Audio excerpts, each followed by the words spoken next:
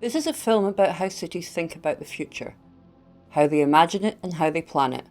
It's a film about how the past always weighs on visions of the future. The future is built from the materials, methods, regulations, labour, the hopes and the problems we have already.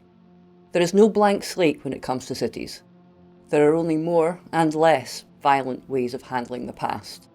Renovation, maintenance, repair, neglect, vandalism, demolition, erasure.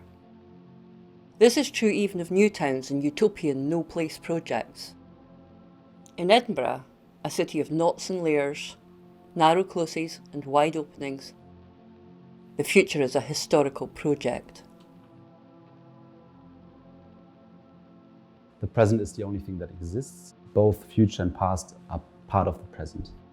When I look at urban planners, and I think this is probably the most interesting, but probably also the most complex aspect of this, is to understand where their expectations are based, which past events influence their actions, but also how they expect the future. So it's very much intertwined when you think about temporality in the context of urban planning. You can see this in the rebuilding of the former Royal Infirmary of Edinburgh as the home of the Edinburgh Futures Institute. After the infirmary moved to its new premises in 2003, the building lay abandoned until the university bought it in 2015. It's a coincidence of a building being available and then a vision within the College of Arts and Humanities and Social Science about what universities should be for. So there was a sense that we needed to build something within the university that would help humanity navigate complex futures. We recognise there are enormous challenges that the planet is facing. In 1879, when the infirmary opened, it was a clinical model for maintaining hygiene and managing cross-infection. Built in a fit of architectural revivalism, it had the motto Patet Omnibus, or open to all, etched above the entrance, channeling a new commitment to public health and an emerging understanding of community-borne disease. The building's regeneration as the Edinburgh Futures Institute is part of the City Region deal, a £1.3 billion investment by the Scottish and UK governments and partners to accelerate data-driven and inclusive growth. And the future, especially in this case, especially in the context of the City Region deal, means a digitized future. I think it's particularly interesting to see how you can actually transform a city which is so historic and actually implement digital infrastructures. Where did the idea of planning the future city come from? It sounds like a new sort of strategy, a response to wicked problems, platform capitalism, sustainability, inclusive growth, climate emergency, a way of joining up the city's interests as finances, sciences, arts and public well-being. But there's nothing really unprecedented about the city deal, or about the university's place in it. To see this, you just have to look at how the city struggled to deal with its problems in the past. Understanding the history of Edinburgh, you really have to understand the history of finance in the city and the way that interacted with the other major themes in the city. The development of medicine, for example, the development of law, the development of the university. And these things came together to develop finance in the city and to make it grow. The city made money, but money also made the city. It contributed to some of the biggest buildings we see around the city, and it contributed to the prosperity which made Edinburgh a financial capital as well as a government capital in Scotland.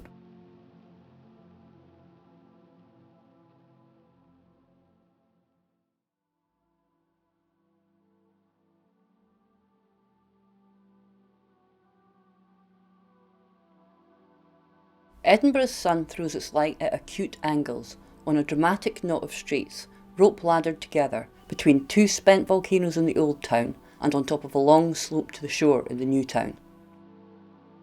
Edinburgh, up until the end of the 18th century, was really confined by its geography. It grew from the Castle Rock down that spine of rock, and it was hemmed in on both sides, by the south and the north, by deep ravines, and on the north side by the Norloch, which was at one time a lake, but had always been used for the rubbish of the city. So everything was thrown into the Norloch, including human waste, and the place became a fetid swamp. At the start of the 18th century, Edinburgh was a small, overcrowded town. Its transformation began with these: the proposals for carrying on certain public works in the city of Edinburgh. The proposals offer an argument about how the city's problems should be tackled that is not dissimilar to the approach driving the City Region deal. Wealth is only to be obtained by trade and commerce, and these are only carried on to advantage in populous cities. There also we find the chief objects of pleasure and ambition, and there consequently all those will flock whose circumstances can afford it. George Drummond, this visionary man of the city, thought beyond the confines of Edinburgh, the way that Edinburgh had to sort of expand upwards into very high tenement buildings, which were on narrow closes, very insanitary, where disease could spread very fast, where fire could break out and spread very quickly. He thought of trying to build a city on a hill, on the other hill across the Norloch, where there was a lot of vacant land, a lot of farmland that could be used to plan a city which had wide streets, which had individual houses, which had gardens and parks. And he put this vision into effect. Lord Provost George Drummond was also the force behind the city's first purpose-built hospital in Infirmary Street, as part of a much larger vision for a new town, one of beauty and conveniency, numerous streets and open squares. A competition to design the layout was launched and won by a minor architect called James Craig. Described initially as utterly destitute of any inventive ingenuity or any regard for the natural features of the ground, full of drafty parallelograms, buildings that were too plain and gardens that were too few, Craig's scheme had plenty of critics. On Queen Street, John Ruskin counted 678 windows, all devoid of any relief by decoration, and jarring with multiply colonnaded banks and insurance offices.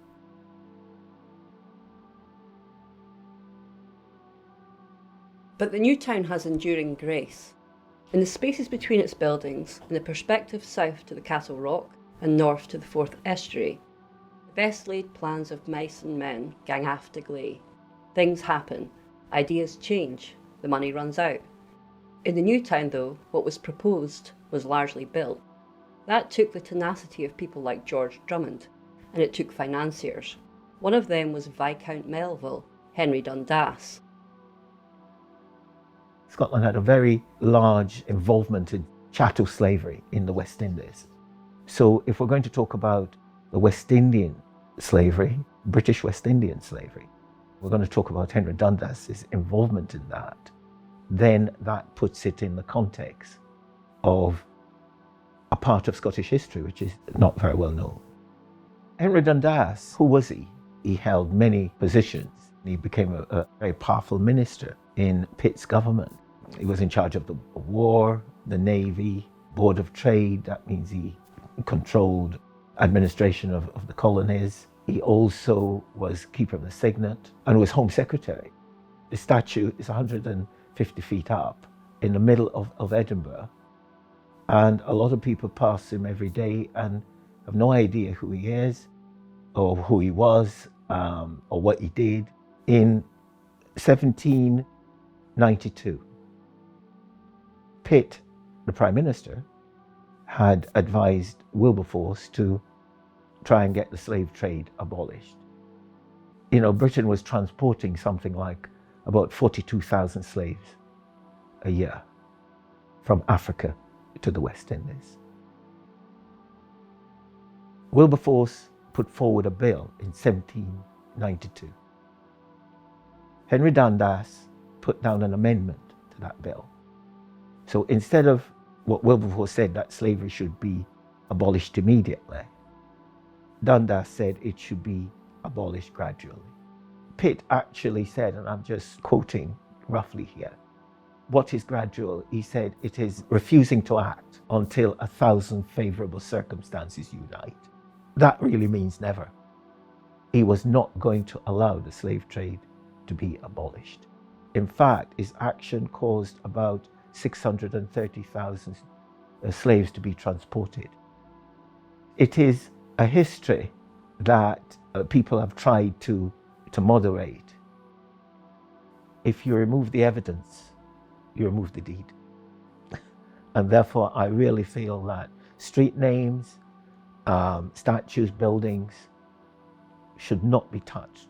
The plaque should be attached, explaining the history.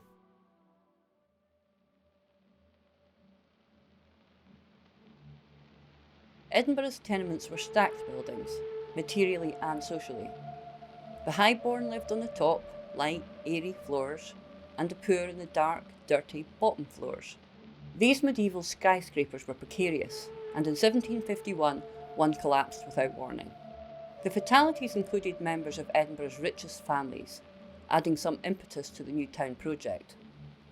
By the start of the 19th century, the affluent had flitted from the old town in large numbers. Whole areas, the Cowgate in particular, soon became slums. This meant Drummond's model infirmary, built nearby, was now in exactly the wrong place. It was dirty, it was dark, it was near a notorious Edinburgh slum, and there was a lot of concern that that led to high mortality rates, especially amongst surgical patients. So the new Royal Infirmary at Lauriston Place was built on what was called the Pavilion Plan, with these big, long, high wards with high windows and high ceilings. There were windows on both sides, so you could get a flow of air through to clear out any bad smells and any what was seen to be infectious exhalations from the bodies of the patients, miasmas. Nurses were trained to keep discipline amongst the patients, and they could sit at the top of the ward and keep an eye all the way down all the beds, the rows of beds down either side.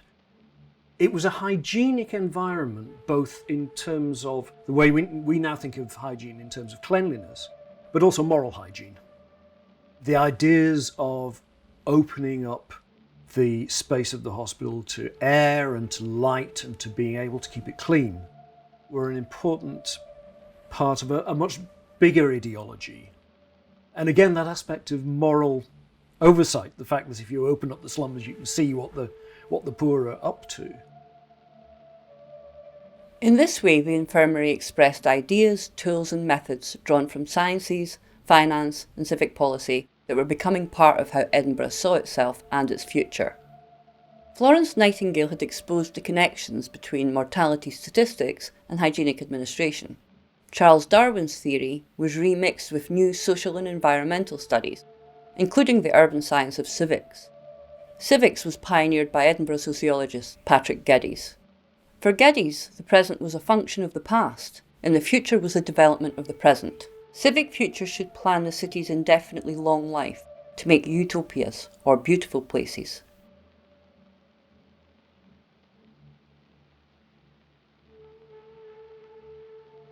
What this kind of socially integrated city life meant in practice was expressed in the architectures, habitats and observatories he left behind.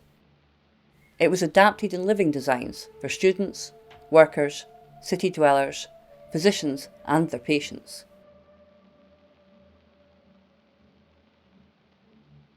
Patrick Geddes, as a town planner and as a sociologist, was very interested in the way in which towns and cities and their hinterlands worked as integrated units.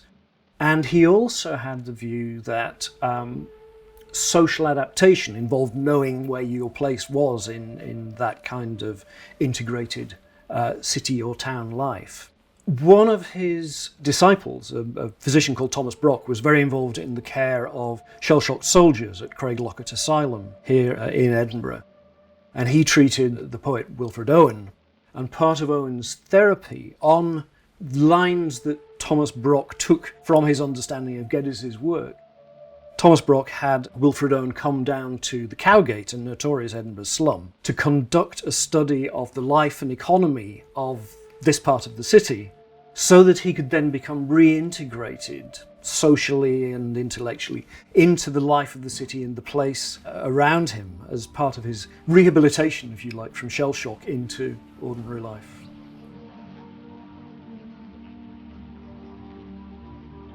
Two world wars later, and Geddes' utopia had lost its charge. With the publication of the Beveridge Report in 1942, the emphasis shifted to more comprehensive civic surveys and cradle-to-grave reforms that began to take shape in new institutions. Solving the same kinds of problems Drummond and Geddes addressed now lay in understanding how they were linked.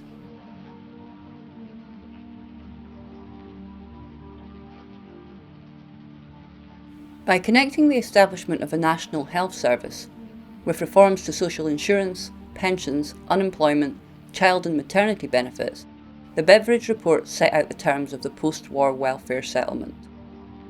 It marked a new kind of utopia, a bureautopia of interconnected welfare services. Civic futures were placed in the hands of applied social scientists.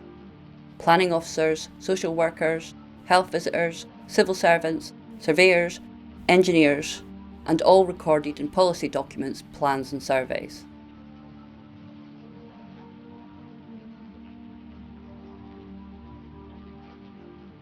So Edinburgh invites Patrick Abercrombie to come and produce a plan for Edinburgh. Patrick Geddes produced the notion of a civic survey some 30 years before. And so not only does Abercrombie acknowledge that, but he also calls his plan for Edinburgh a civic survey and plan for Edinburgh, which is a fabulous, great big book full of maps of what the city is at the moment based on his survey and what it could or should or might look like as a basis of the recommendations that the survey produced. The civic survey was the method both Geddes and Abercrombie used to lay out a better future. Surveys are observational methods. People were to be observed, but not necessarily spoken to.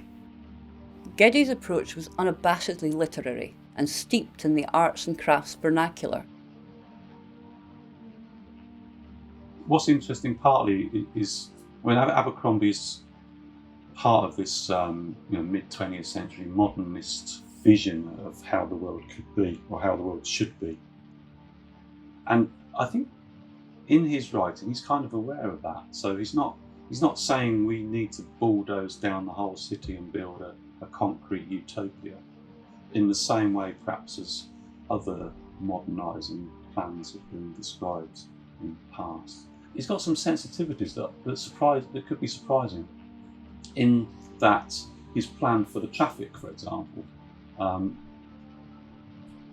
his ideal plan to solve the traffic congestion in Edinburgh was to sink a motorway underneath Princes Street. Abercrombie described this scheme as a three-decker. The existing Princes Street would become the upper deck. 10 feet below there would be a car park and pedestrian zone, and the lowest deck would be a through traffic bypass. Rebuilding was inevitable, but choices had to be made about the architectural treatment to adopt. Abercrombie wasn't keen on precise uniformity or on unbounded caprice. So you've got sort of formality and you've got anarchy. And then in the middle of that, he puts down a marker for something, I think he uses the word controlled sanity, which is more to say piecemeal developments are going to happen. Let's kind of put some frameworks in that determine what criteria you might use. So he says what we should have then is aim for a sort of rhythmic sequence for the street.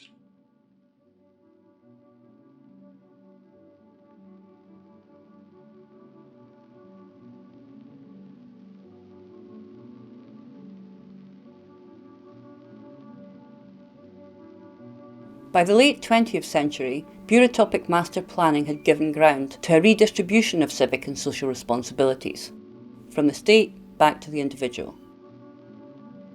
Infrastructures from telecommunications to transport were taken out of public ownership. New quasi-market instruments and public-private partnerships proliferated. Beginning with a re-regulation of ownership in financial services, utopian planning became a privatised, technologically driven matter, a view toward a future that looked like nowhere very specific. Then in 1986, Mrs. Thatcher deregulated financial services, and this caused a real upheaval with banks buying stockbrokers and investment managers consolidating and so on. The Royal Bank started to have ambitions to become a global player. Royal Bank, as we know, got itself into terrible trouble during the financial crisis of 2008 and had to be rescued by the government. You can't really overstate the effects of these changes on how the city has been governed and planned, or on how it looks and feels. It's a poignant paradox that at almost the same time the global financial crisis was unfolding, these architectural expressions of probity and stability were repurposed for indulgence and pleasure. In the 1950s, you still had 5 major banks in Edinburgh. All those banks had fine headquarters buildings somewhere, and some of them continued, but then eventually they became redundant because the banks were consolidating and they were sold off for other purposes. These changes of use are not arbitrary. They're indications of how much the city's economic drivers have changed. Growth in the arts, heritage and visitor economy has had a material effect on city streets. Well, Edinburgh has always been a city of two sides.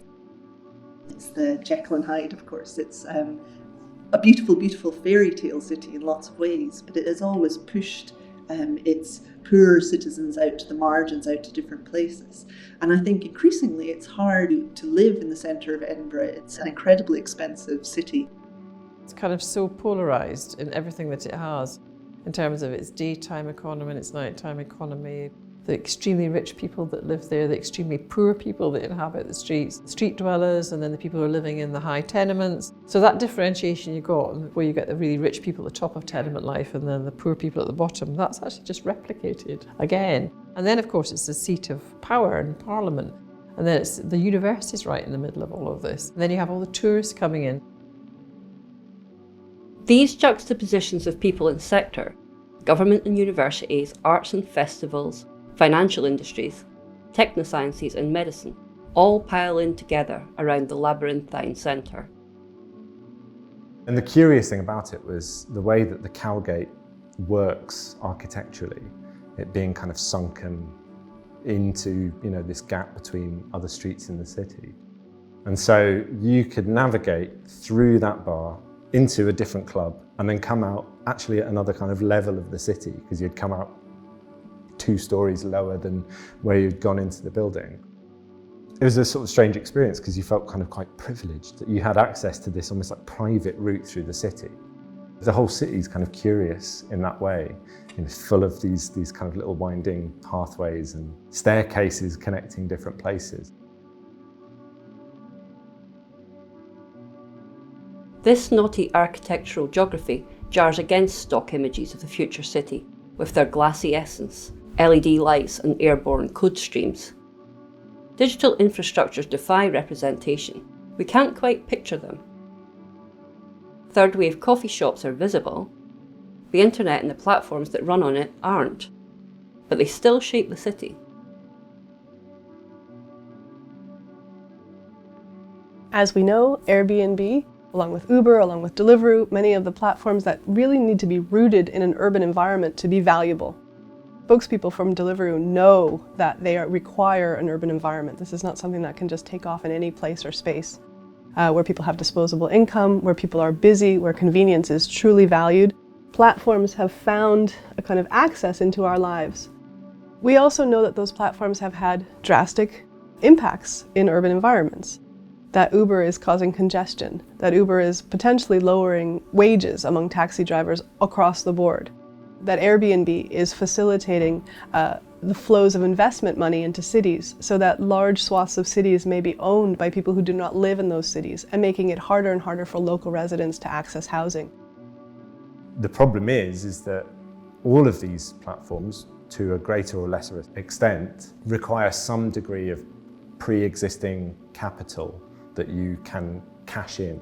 So in the case of Airbnb, unless you're willing to kind of play a little fast and loose with the sort of subletting rules in your rental contract, you have to own your property.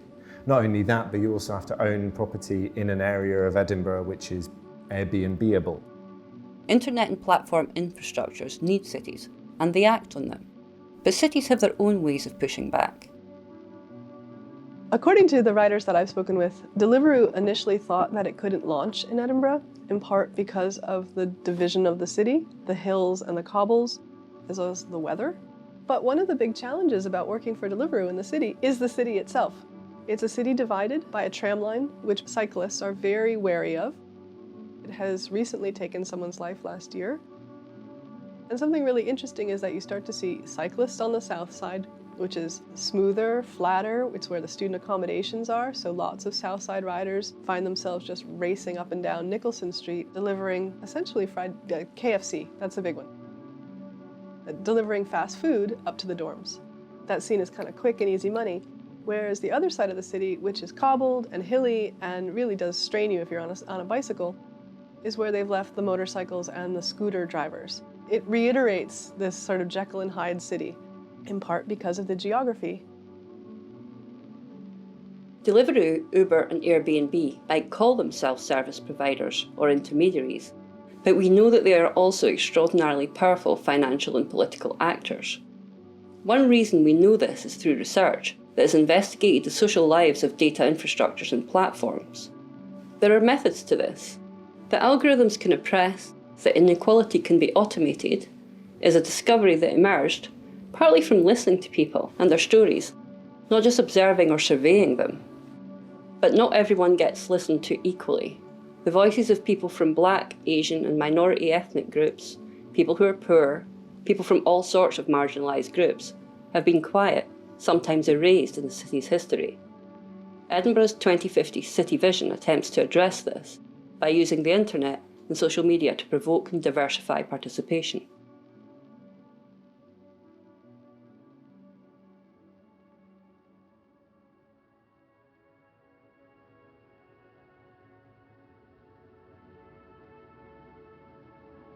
It's important to understand the past because some people try to deny the present.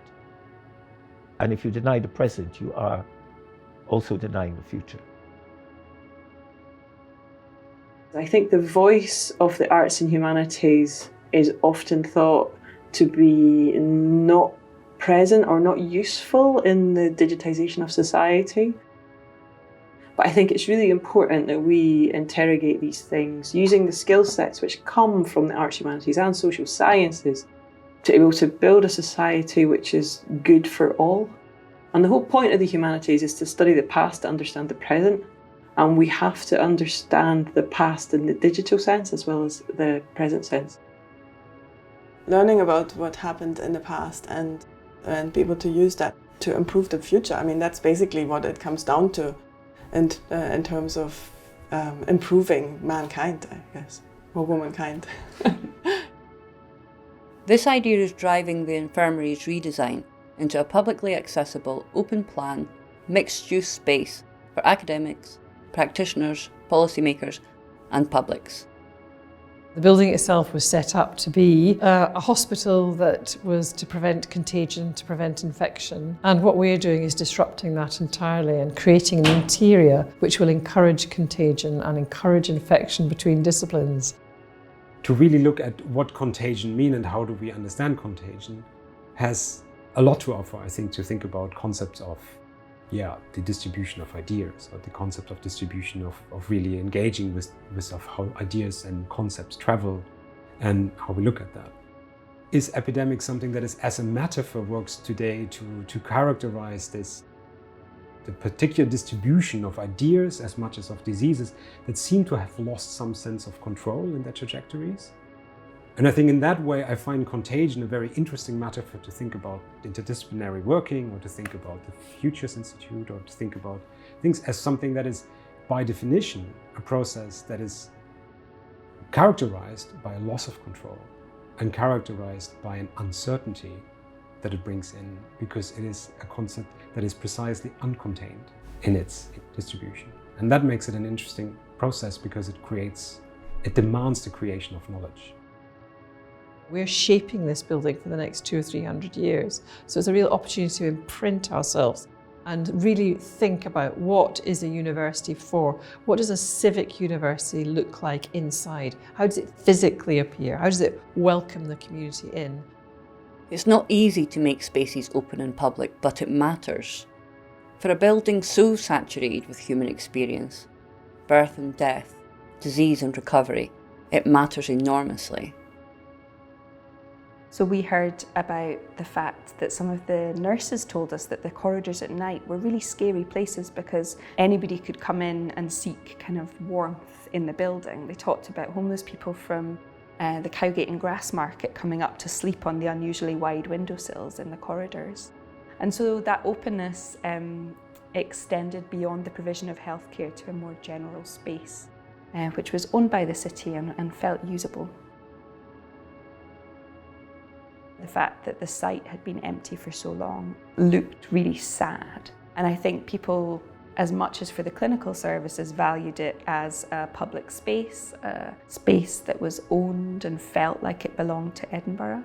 The fact that the quarter mile development was such a privatising development. It's a very manicured space in which behaviour is policed quite strenuously by the security team. You're not allowed to ride your bike across pedestrianised areas in Quarter Mile, for example. Meant that while it looked beautiful, I think it felt like a continued loss to the city. People saw a different building when the hospital closed. It became a gap, a half-hidden, almost forgotten ache. All through the renovation, the view has been changing. From acute angles and great heights, you can see something happening, but it's not that clear yet what it is. How do you see the future, or for that matter, the past? The answer to that is in where you're standing and the tools you are using.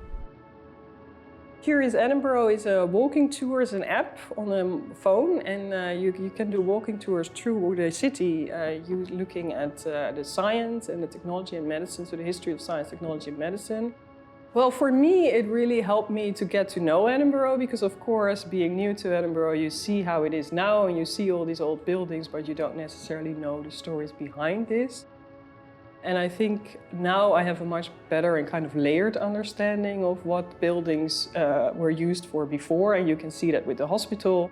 If people would see that for the first time as the Edinburgh Futures Institute, they will have a different idea of what that is than if they will know about the history of this building and it being a hospital. So this will add to the meaning of the built environment. I think it enriches the city, and it's of course something that you see all around in Edinburgh already, that it is an historic place, but by emphasizing the different types of histories that you can see within the city, I think it adds a value to that, and it's really, almost letting the city tell the stories itself.